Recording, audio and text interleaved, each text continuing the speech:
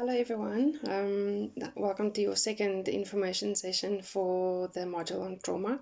So the next part, I just want to quickly explain to you about trauma debriefing and also how to help children reintegrate back into normal life, because that's the goal.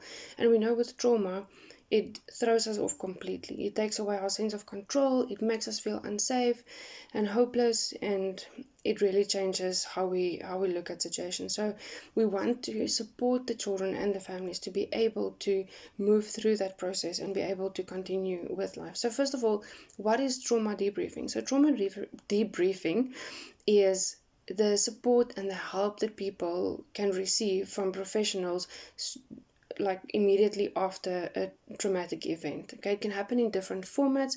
It can be through going to see a counselor, getting trauma counseling, seeing a psychologist. It can be through meeting in groups. It can be giving advice. It can be crisis intervention, like immediate medical care, or someone just lost their house and providing them with shelter and with food, things like that. So why trauma debriefing? So first of all, you need to know that trauma debriefing can only be done by a trained professional. So although we as ECD practitioners can support the families and support the children, we are not trained professionals in helping people process trauma. So that's why we just need to have an understanding of what trauma is and what it looks like, what post-traumatic stress looks like, and so that we can pick up these things and then refer the people to get the needed help. So first of all, trauma debriefing can happen one-on-one, like with an individual, or it can happen in a group where there's a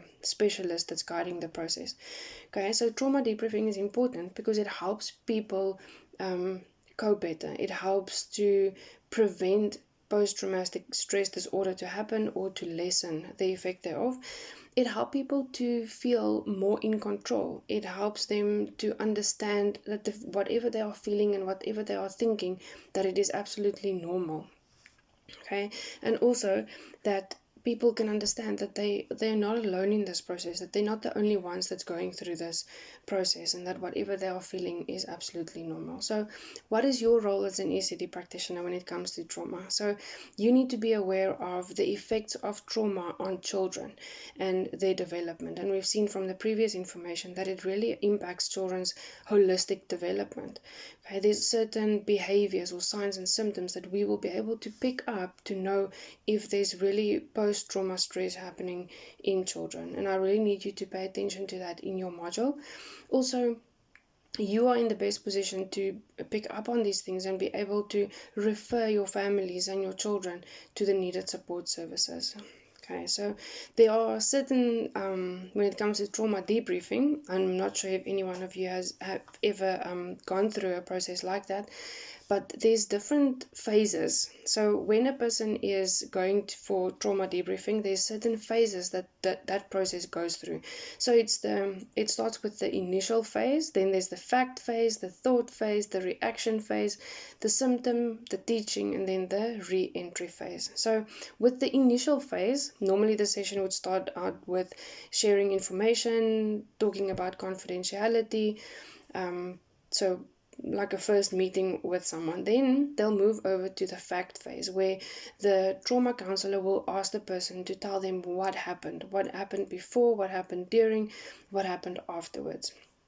Okay, they will ask them to share what have they been feeling, thinking, smelling, hearing, all the senses, because our brain is storing information through our senses.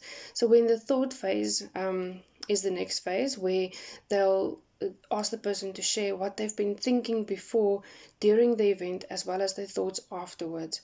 That's really important for them to talk through that. Then there's the reaction phase. So the counselor will ask them what their reactions were, how did they respond in that moment, how are they responding afterwards.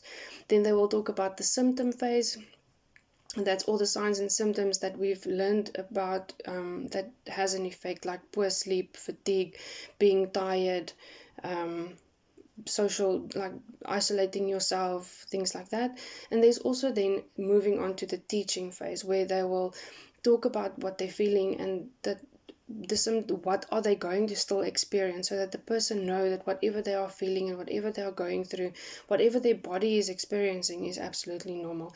And then they'll reach the last phase, which is the re-entry phase, because we want a person to be able to continue with life, so they will guide them in that process. So be aware of those phases. It's quite interesting. Then trauma debriefing for children. What does that look like? So there's a lot of different things that we can do in the classroom to help our children like gain control over their feelings and the uncertainty that they are experiencing with trauma. So children, remember that they don't have the necessary skills or the vocabulary yet, or the understanding to express what is it that they are feeling, to tell you in words what they are feeling and thinking. So you'll have to pay attention to their behaviors. You as ECD practitioners might need to provide them with extra support, pay extra attention, give extra hugs, more affection. Use words that the child can understand. Don't talk to them about trauma and post-traumatic stress, because it's words that they don't understand. But say to them that your tummy might feel upset.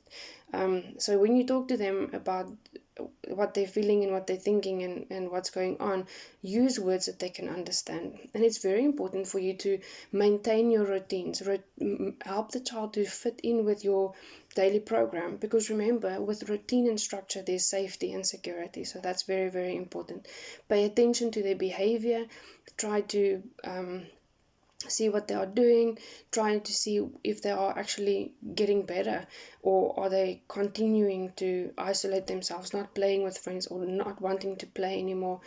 Then talk to them, answer their questions if they have questions, play with them. Sometimes, like most of the time, children learn through play, and that's how they also get healed. So they will likely to act out what they have experienced, or so be present, pay attention to that. And if they ask you to get involved in the play, please get involved, because you might learn something new. Then also listen to them when they talk to you, pay full attention. Okay, and remember that if the child is not progressing, or they're not moving out of these symptoms, or they're not getting better within 4 weeks or 5 weeks, it will be very important for you to seek professional help and refer them for support.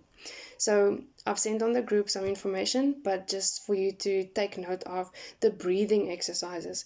It's not just for children, it's for us as adults as well. And when we can breathe properly, and when we are stressed or when we feel anxious, and we feel scared, your heart rate's going to go up. And if we can help by breathing properly, we will slow our heart rate down, and then we will be able to think and feel better.